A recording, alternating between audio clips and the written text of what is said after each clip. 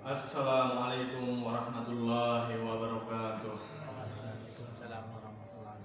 Alhamdulillah wa syukurillah, la haula wa la quwata illa billah, amma ba'du.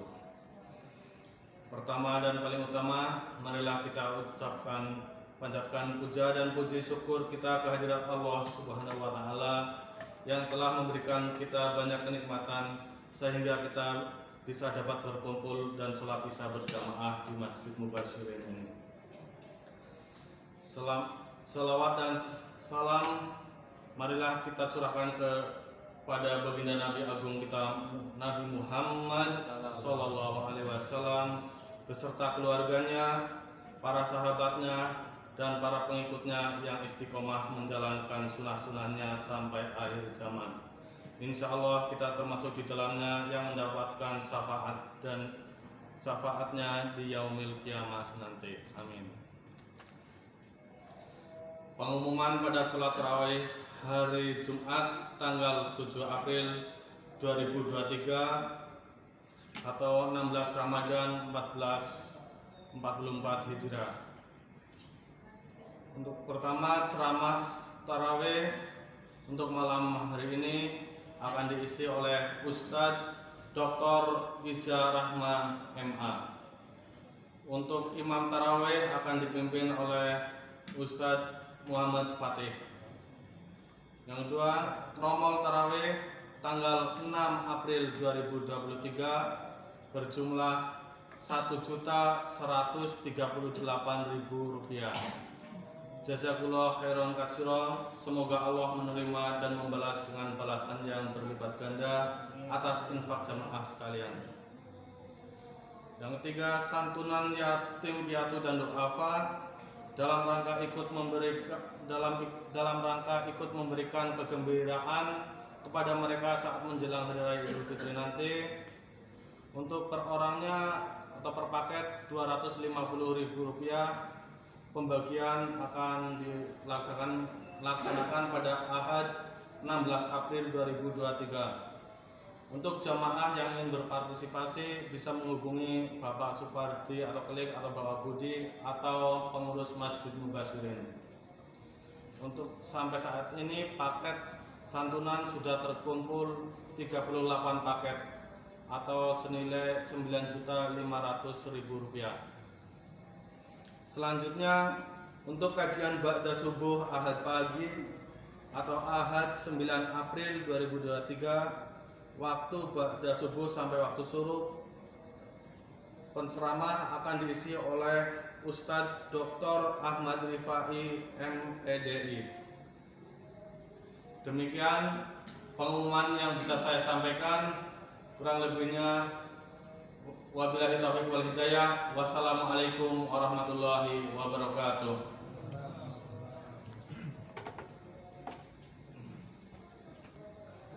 Bismillahirrahmanirrahim.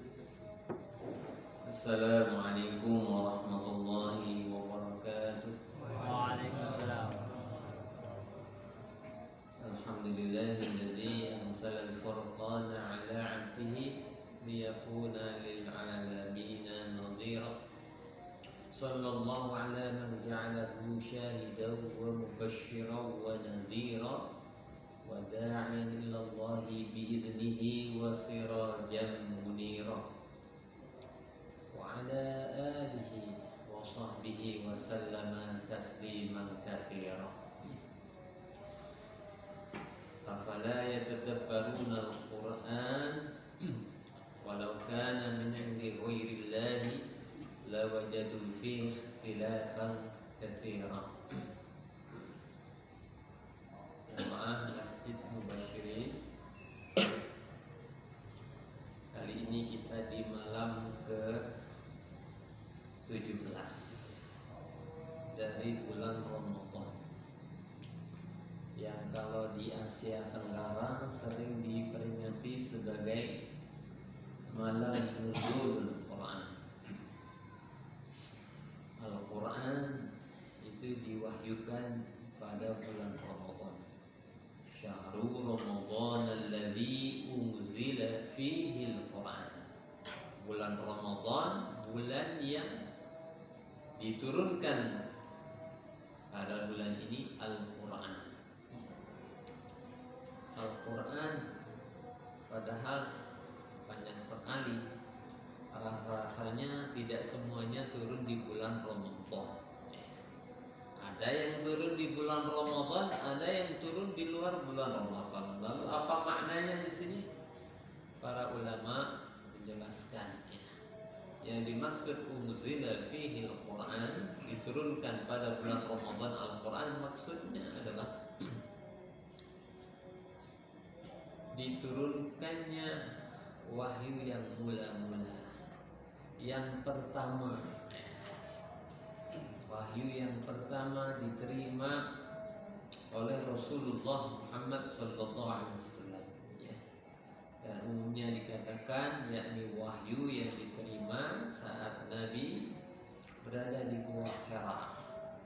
Wahyunya apa? Surah Al-Alaq ayat 1 sampai 5. Iqra bismi rabbikal ladzi khalaq khalaqal insana min 'alaq iqra wa rabbukal akram alladzi 'allama bil qalam 'allamal insana ma lam ya'lam.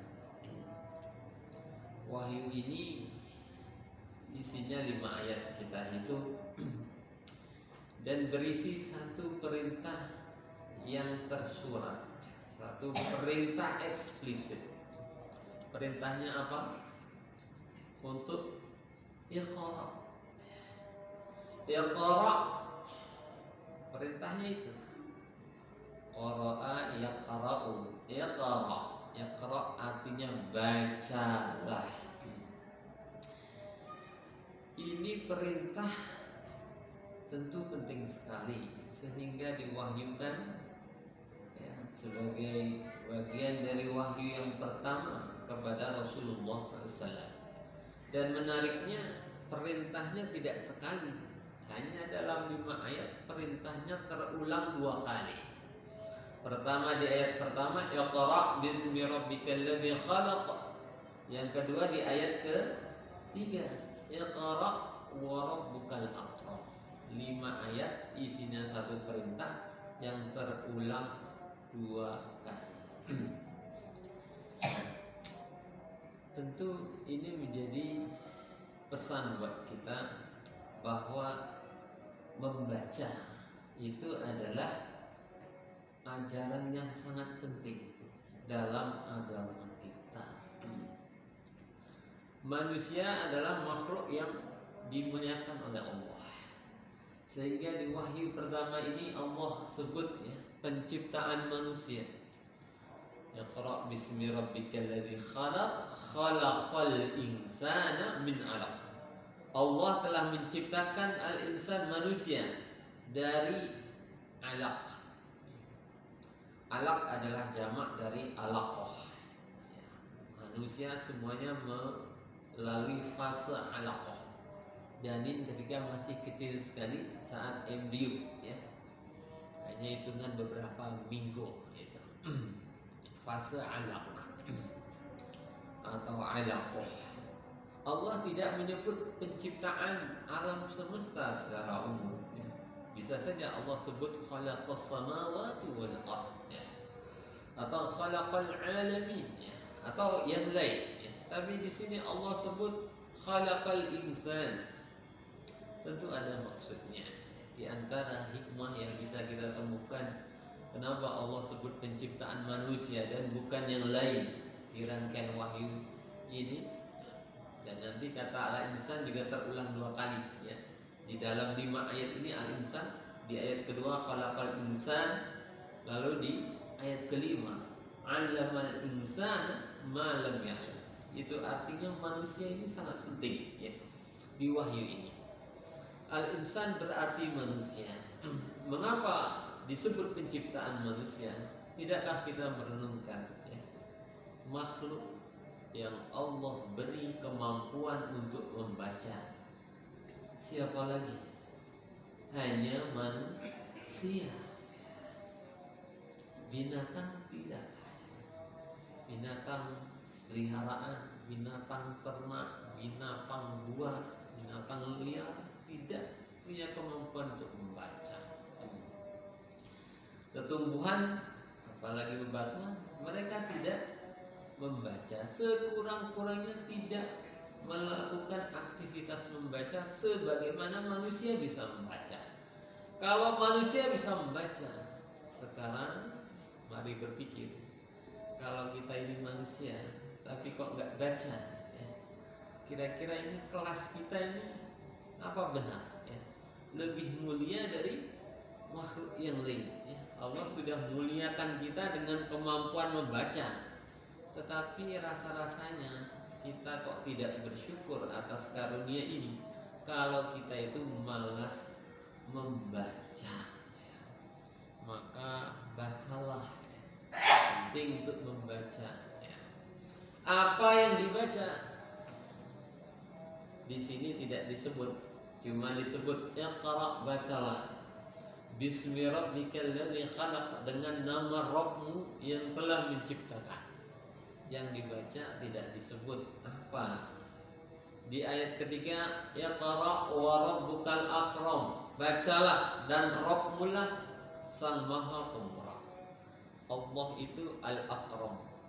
Al-karim itu bisa bermakna yang sangat mudah, sangat ringan memberi. Al-akram itu lebih lagi berarti Allah itu sangat-sangat ringan memberi, sangat mudah memberi. Di situ itu artinya kita ini kalau membaca memang nggak ada habis-habisnya, ya, yang perlu dibaca. Tapi Allah itu maha memberi. Allah maha memberi manusia. Allah memberi manusia pengetahuan, ya. Makanya dikatakan di ayat berikutnya, alladzi 'allama bil qalam 'allamal insana, ya. Allah mengajari manusia malam ya'lam, apa yang tidak diketahuinya. Karena manusia itu bisa membaca, maka melalui perantaraan membaca, maka Allah beri kita ilmu, ya. Allah beri kita pengetahuan melalui membaca itu. Apa yang dibaca tidak disebut dalam kaidah bahasa Arab, ya. Kalau objek, kalau maf'ul tidak disebut dalam suatu kalimat, itu maknanya berarti maksudnya mencakup apa saja. Apa saja yang bisa dibaca, ya. Apakah itu Al-Quran yang termuat di dalamnya ayat-ayat, ya. Al-Quran isinya surah-surah, di dalam surah-surah ada ayat-ayat, ya. Semuanya ada 6.236 ayat, ya. Ya, itu sistem hitungan yang kita pakai, 6.236 ayat, banyak sekali ayatnya. Bacalah ayat-ayat Allah yang ada dalam Al-Quran. Tapi ketika kita membaca Al-Quran, kita akan ketemu kata ayat. Kata ayat berulang kali dalam Al-Quran disebut, tidak semuanya merujuk pada ayat Al-Quran, ya. Kadang dan sering kata ayat itu artinya adalah tanda-tanda kekuasaan, kebesaran, keagungan, kesempurnaan, keesaan, keberadaan Allah yang terbentang di alam raya, termasuk dalam diri manusia, ya. Kita ambil contoh satu saja, ya, untuk membuktikan bahwa di dalam Al-Quran kata ayat itu sering bermakna bukan ayat qauliyah, tetapi apa yang orang katakan sebagai ayat qauliyah, ya. Kalau bapak-bapak, ya, atau pemuda-pemuda yang pernah menikah mungkin pernah kirim undangan pernikahan. Di dalam undangan pernikahan ada biasanya terjemah satu ayat dari Al-Quran. Surah apa? Surah Ar-Rum ayat 21, ya. Nah, berarti yang bisa jawab itu artinya sudah pernah menikah atau sudah siap menikah, ya. Surah Ar-Rum ayat 21, perhatikan. Wa min ayatihi an khalaqa lakum min anfusikum azwajan litaskunu ilaiha wa ja'ala bainakum mawaddatan wa rahmah Inna fi dzalika laayatin liqaumin yatafakkarun. Dalam satu ayat ada 2 kali kata ayat diulang ya. Tapi perhatikan, di antara ayat-ayat Allah adalah Allah ciptakan bagi manusia itu pasangan dari jenis manusia sendiri. Ada laki-laki, ada perempuan. Litaskunu ilaiha ya, agar manusia itu sakinah bersama pasangannya, tenang, tentram dan seterusnya. Wa ja'ala bainakum mawaddatan wa rahmah, dan Allah jadikan di antara manusia mawaddah wa rahmah. Inna fi dzalika, sungguh pada hal itu, la ayat, terdapat tanda-tanda, ayat-ayat ya, liqaumi yatafakkarun, bagi kaum yang berpikir. Ayat di ayat ini bukanlah ayat Al-Quran. Ini ayat menunjukkan tanda-tanda kekuasaan Allah pada diri manusia. Banyak sekali kata ayat dalam Al-Quran merujuk pada ayat Allah yang di alam semesta. Itu artinya apa? Kalau kita membaca ayat-ayat Allah dalam Al-Quran, ini sungguh penting sekali kita membaca Al-Quran. Tetapi mestinya kita juga melihat ayat-ayat yang terbentang di alam raya, yang terwujud di alam raga, bahkan masuk ke alam rasa ya. Semuanya ada ayat-ayat Allah ya.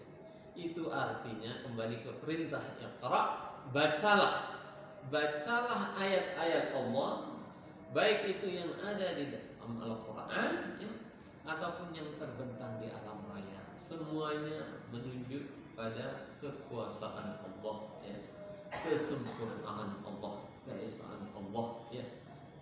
Ini yang penting. Di bulan Ramadan kita punya semangat untuk membaca Al-Quran.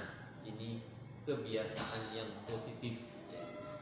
Tapi ingat, di ayat tentang perintah puasa Ramadan, Allah tidak cuma sebut bahwa Al-Quran diturunkan di bulan Ramadan, tetapi di situ dijelaskan fungsi-fungsi Al-Quran. Di antara yang disebutkan dalam Al-Quran ada disebutkan di ayat ini ya. Unzila fihi al-Quran hudan linnasi wa bayyinatin minal huda wal furqan ya. Hudan linnas, Al-Quran adalah petunjuk, sebagai petunjuk buat manusia. Wa bayyinat, dan berisi bukti-bukti, keterangan-keterangan, penjelasan-penjelasan, minal huda, dari petunjuk itu, wal furqan, dan memuat hal-hal yang bisa kita jadikan panduan untuk membedakan mana yang benar dan mana yang salah, mana yang hak, mana yang batil. Perhatikan, Allah tidak hanya menyebut di bulan Ramadan itu turun Al-Quran, tapi Allah singgung dulu di antara fungsi-fungsi Al-Quran buat kita. Al-Quran itu petunjuk. Sekarang mari kita bertanya, ini kalau Al-Quran kita sebut petunjuk, tapi kita biarkan tergeletak di sini saja, kira-kira apakah Al-Quran itu jadi petunjuk? Tidak ya. Kalau ada rambu petunjuk jalan, kita nggak baca petunjuk ini, ya nggak jadi petunjuk buat kita. Artinya Al-Quran adalah petunjuk buat yang membaca. Tapi tidak hanya membaca, tidak akan jadi petunjuk kalau kita tidak mengerti. Kalau ada rambu-rambu di jalan kita nggak ngerti, walaupun kita baca itu tanda, itu tidak jadi petunjuk buat kita. Maka Al-Quran ini harus kita mengerti. Yang sudah rajin membaca, yuk kita tingkatkan literasi Al-Quran dengan mengkaji maknanya ya. Penting mengerti agar jadi hudan linnas. Bahkan tidak hanya mengerti, ini pesan di dalam Al-Quran untuk kita ikuti ya. Itu petunjuk jalan. Kalau kita ngerti tapi kita nggak ikuti, bagaimana? Nggak jadi petunjuk kita. Kata petunjuknya lurus, kita kok malah belok. Nah, itu berarti nggak jadi petunjuk buat kita, walaupun itu fungsinya di petunjuk. Al-Quran ini fungsinya jadi petunjuk, tapi nggak akan jadi petunjuk buat kita kalau kita tidak membacanya, kalau kita tidak mengertinya ya, kalau kita tidak mengikuti pesannya. Lebih dari itu, lebih dari mengikuti pesannya, Al-Quran ini mesti kita jadikan sebagai imam dalam hidup kita, pemimpin kehidupan kita. agar hati kita tenang, hidup kita terang. Ya. Kalau belajar Al-Quran sering kita berdoa, Allahumma arhamna bil Quran waj'alhu lana imaman wa nuran wa hudan wa rahmah. Kita minta kepada Allah agar Allah menjadikan Al-Quran buat kita imam, pemimpin. Kita mintanya seperti itu sama Allah. Tapi apakah perbuatan kita sesuai dengan permintaan itu? Mari bertanya pada diri kita sendiri. Tidak hanya jadi imam, Al-Quran jadi nur, penerang. Al-Quran jadi huda, jadi petunjuk, dan jadi rahmah, wujud kasih sayang Allah yang rahmat dari pemahaman dan penghayatan serta pengamalan Al-Quran dalam kehidupan itu akan menebar kasih sayang lebih banyak lagi, lebih luas lagi dari Allah Ta'ala yang telah mewahyukan Al-Quran. Mari kita tingkatkan ya tekad kita untuk memperdalam dan memperluas ilmu kita tentang ayat-ayat Allah, baik ayat-ayat kauniyah maupun ayat-ayat qauliyah. Dan ayat qauliyah tentu penting sekali buat kita. Kita mengerti, kita ikuti pesannya, dan kita jadikan pemandu pedoman kehidupan kita. Billahi sabil haq fastabiqul khairat. Wassalamualaikum warahmatullahi wabarakatuh.